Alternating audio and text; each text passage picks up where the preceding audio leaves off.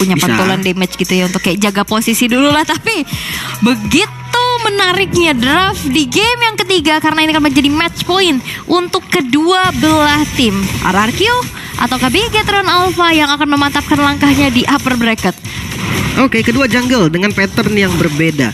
Purple buff dari Super Ken, Versik langsung ke arah orange buff.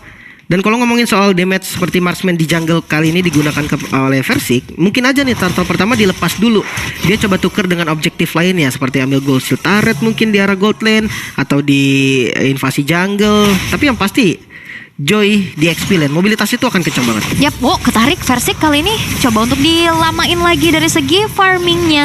Tapi lihat Banana sudah mulai hadir lagi dan Sin terkena first blood di arah bottom lane. Walaupun kali ini Versik pun harus kembali diculik. Walaupun Sorizo tumbang menjadi pertukaran 2 untuk 1, tapi Bigetron Alpha mereka mampu untuk bisa menumbangkan sang jungler dari RRQ. Oke, Sin tumbang di arah gold lane, solo kill berarti ya.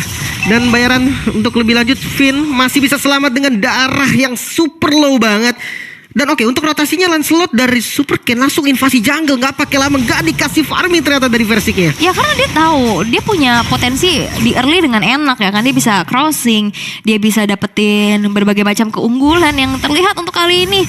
Ternyata tabrakan yang dilakukan oleh Bigetron Alpha membuat dari RRQ kok kayak terlihat belum siap ya, sehingga akhirnya berhasil untuk didapatkanlah keuntungan dari Bigetron Alpha tersebut. Dan kali ini kembali terjadi adanya invasi ke arah jungle yang dimiliki oleh Versik, sehingga sekarang Versik dalam keadaan yang cukup tertinggal, masih level 3. Dan sepertinya kali ini Bigetron Alpha terlihat dengan kebarbarannya, dia mau coba untuk tabrak agresif lagi. Iya, mungkin memang terbaca strategi marksman jungle yang lumayan scaling memang, walaupun Granger ya. Tapi turtle yang terbuka siap diinisiasi. Yap, Banana masih mencari informasi. Electrifying Base aktif untuk bisa mengusir mundur pergerakan dari Sorizo. Walaupun Sorizo di sini benar-benar zoning out banget. Banananya nggak bisa menyentuh ke area turtle yang bisa diamankan secara free di tangan dari Super Ken. Nyaris tuh kena jabnya tuh tadi hampir tumbang. Untungnya masih bisa bermain dengan Rhythm of Joy-nya. Dari segi emblem sama, Super Ken nggak ganti emblem sama sekali, dan dari Versik juga sama. Mungkin kita lihat ke arah Sin dan juga ke arah Saken, yang dimana sama-sama pakai Impurage. Bedanya mungkin weapon master buat Saken yang akan lebih sakit nantinya, lebih dahsyat. Dan untuk emblem dasarnya support buat Sin, sementara untuk band-nya dia pakai Assassin. Nah, band Assassin makanya sakit banget ya tadi. Damage-nya dia bisa pick off dan kembali terjadi adanya penculikan di arah atas, sehingga Banana berhasil untuk di pick off dengan adanya keberadaan dari Sorizo dan juga Super Ken harus mundur terlebih dahulu setelah menerima Death Sonata yang cukup menyakitkan. Dan dia harus diusir mundur dan membuang waktunya untuk recall terlebih dahulu. Walaupun sebenarnya Turtle pun masih terbilang cukup lama ya, masih ada waktu 1 menit ke depan untuk bisa setup. Tapi Versik slow but sure udah bisa mendapatkan level dari segi XP yang ditabung nih. Mungkin untuk sekarang fokus dari RRQ itu cari space ya. Iya. Gimana mereka bisa farming dulu, karena yang dibawa juga kan Granger nih. Paling nggak dia butuh Hunter, satu item utamanya lah. Baru enak. Ini full plating ya di atas ya. Full plating loh dari XP lane-nya. Ini buat dari Sorizo ya semakin enak lagi untuk bisa melakukan engagement demi engagementnya. Oke, Banana nampaknya kelihatan di sana. Nampaknya kelihatan Banana hanya berdiri saja di depan area rumputan, masih mencari Rhythm of Joy-nya. Dipaksa untuk mundur terlebih dahulu. Dari segi XP yang memang dipegang oleh Sorizo, membuat dari Banana harus mundur lagi dan lagi. Ini quantum charge juga gitu kan dari Sorizo, dia bisa ngejer loh. Posisi dari Banana ini bisa kekejar. Ditambah ada sprint juga yang durasinya lumayan lama. Dan di arah bottom lane, suppress effect Sin yang terlalu berani nampaknya untuk ke cut wave, masih punya flicker dan masih bisa lari sepertinya. Yes, nggak ada skill lagi yang bisa dikomit oleh teman-teman Bigetron. Yap, dan masih bisa mundur dengan flicker pula dari scene-nya. Dan kali ini turtle yang kedua setup udah mulai dilakukan terlebih dahulu oleh teman-teman dari RRQ. Versik mencoba untuk langsung berfokus untuk objektif ke arah turtle, meninggalkan purple buff-nya. Dicicil sedikit demi sedikit. Sorizo sudah melakukan zoning out, tapi Super Ken is coming. Banana mengeluarkan electrifying beats untuk men-zoning out pergerakan dari Cipui juga. Kali ini harus mengeluarkan Wacan untuk mundur, tapi terkena dengan beladihan dan Sorizo berhasil di pick off di tangan dari Clay. Dan retribution dari Super Ken yang ternyata berhasil untuk bisa mendapatkan turtle yang kedua. Oke, ditukar sama Sorizo berarti. Sebenarnya memang udah kelihatan dari Sorizo-nya, memang dia mau ngezoning di bagian depan. Dan itu efektif lah, lumayan. Dia tadi bisa ngepres banget sehingga turtle bisa diambil. Karena tadi kan posisinya RRQ ini dia buru-buru turtle karena tahu Super Ken-nya ngambil buff dulu gitu kan. Super Ken ngambil buff, mereka langsung setup ke arah turtle-nya dan invasinya berarti terbilang sukses lah walaupun ada korban. Iya, dan tadi juga versi nggak sempat ngeluarin retri ya. Gak nyampe juga di zoning out abis-abisan. Dan balik lagi kali ini dari Super Ken harus mengeluarkan Phantom Execution untuk mundur walaupun memang dicicil dengan Astral Recall yang benar-benar ngepoke tipis-tipis. Masih di menit ke-5 juga, itemnya masih belum cukup ya untuk bisa menyumbangkan damage dengan cukup besar. Walaupun di arah atas nih yang benar-benar membuat dari banananya ini susah banget untuk melakukan rotasi karena benar-benar di-press terus-menerus, apalagi Super Fin yang selalu hadir di arah top lane. Ada efek suppress yang bisa nangkep banana. Follow up damage dari Zorizo juga cukup. Dan untuk segi item nih, sustain item ternyata buat Pakito. Langsung si Halberd sakit ya. Ya sakitnya langsung pakai si Halberd karena match up-nya juga kan ke Esmeralda nih. Esmeralda-nya juga Enchanted Talisman yang artinya dia main sustain juga gitu kan dengan cooldown yang cepat dan konsil ke arah top lane sepertinya. Oke, konsil Cipuy akan mencari nyawa yang nantinya akan coba diregang, tapi Super Fin memilih untuk recall dulu Electrifying Blitz hanya untuk clear wave minion saja. Dead Sonata masih belum terkonek terlalu banyak sehingga Zorizo kali ini harus mundur walaupun outer turret belum berhasil untuk dihancurkan. Dan di arah bawah perpaduan antara duo Ken ya, Saken dan Super Ken berhasil untuk mendapatkan objektif atas outer turret di bottom lane. Wah, ini tukerannya untung buat Bigetron nih. Dia dapetin turret di atasnya bisa di-clear soalnya tadi sama Zorizo. Jadi nggak ketahan sementara. Oke. Satu komit lagi yang dilakukan namun cukup tanky sepertinya dari Banana, masih bisa selamat untungnya. Tetap dipaksa kayaknya nih untuk top lane-nya sama teman-teman RRQ. Karena ada Vengeance juga ya, tapi memang kayaknya masih belum bisa dipaksa terlalu cepat sih karena Zorizo masih berfokus untuk nge-clear wave minionnya terlebih dahulu. Tapi memang akhirnya dengan adanya 3 player dari RRQ menukarkan outer turret dengan adanya Turtle yang berhasil diamankan kembali di tangan dari Super Ken menjadi perfect Turtle.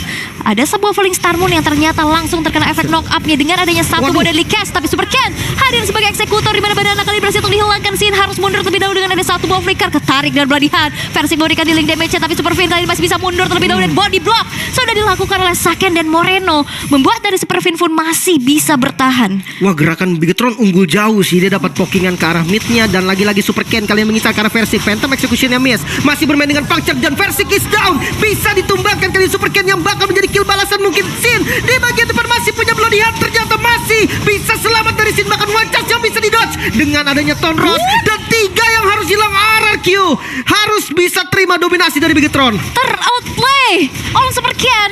Walaupun tadi sebenarnya ada flicker kalau nggak salah dari Cipuy ya, coba untuk masuk ke arah belakang, dia di-dodge dengan bagus dan bahkan dia bisa puncture lagi ke belakang dan nyumbangin damage. Dan ini insert replaynya. Sebenarnya memang di akhir ini timingnya pas banget. Lihat Walchers Tonrosnya. Wow, Super Ken dia bisa menghindari Walchers dengan hitungan sepersekian detik. Dia bisa predik flicker dari Groknya.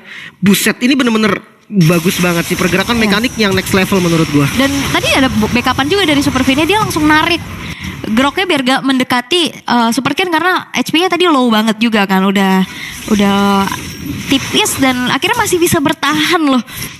7-2 di menit yang ke-8. 4.700 net worth sekarang diunggulkan oleh Bigetron Alpha dengan adanya snowballing effect yang dimiliki oleh Super Ken, membuat pergerakan dari Versik ini benar-benar terganggu habis-habisan. Yang kita tahu ya, seorang marksman gak punya escape ability yang terlalu besar sehingga yang invasi yang dilakukan oleh Super Ken ini yang nggak bisa ditanggulangi lagi gitu loh. Walaupun dia ada top lane, kali ini Super Fin masih mencoba untuk bersembunyi di area rumputan, tapi dengan banyaknya player dari RRQ kali ini Watchers terbuang. Ini menjadi informasi bahwa Cipuy nggak akan ada Watchers untuk beberapa detik ke depan dengan adanya Lord pertama yang sekarang udah mulai di setup terlebih dahulu oleh Bigetron Alpha dengan adanya pergerakan ke arah atas, dan akhirnya Lord pun bisa diamankan tanpa adanya kontes. Waduh, ketarik lagi nih kan di Bloody Hand. Follow up damage yang cukup seperti ada di belakang. Cipuy bisa ditumbangkan dan flickernya agresif. Moreno bukan reload manipulation. Super Ken masih punya puncture namun memilih untuk sabar.